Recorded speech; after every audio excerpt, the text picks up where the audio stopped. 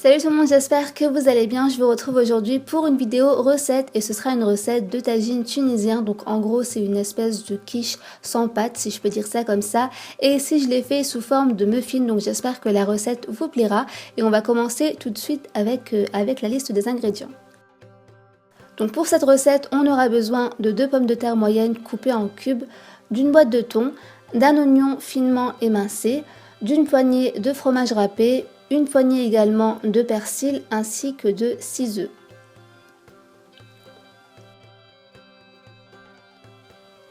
On aura également besoin de quelques olives vertes dénoyautées, de 2 cuillères à soupe de chapelure, du curcuma, du sel et du poivre, une cuillère à café de levure et enfin 2 portions de fromage type kiri, vache qui rit, peu importe.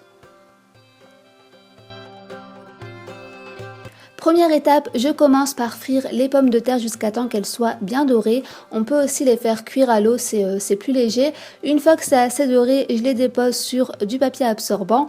Je répète la même opération pour l'oignon et je vais réserver tout ça de côté. À ce moment-là, on préchauffe notre four à 180 degrés et on va commencer par mélanger tous les ingrédients. Donc tout d'abord, dans un premier récipient, je verse le thon, je vais ajouter à ça le fromage râpé, j'ajoute aussi le persil et enfin je vais verser les 2 cuillères à soupe de chapelure et on va mélanger légèrement tout ça.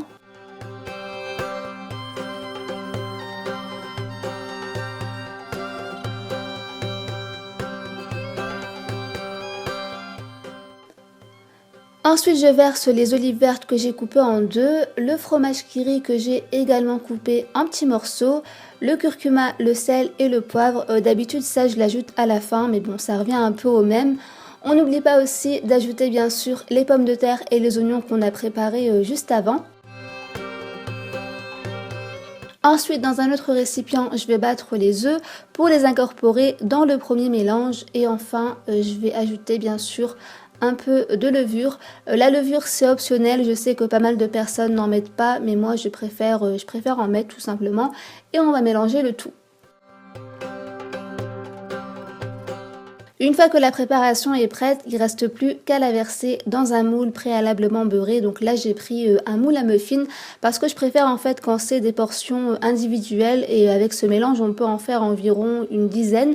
Mais vous pouvez bien sûr faire la même chose dans un grand moule, un moule à cake par exemple, ça fait très bien l'affaire également.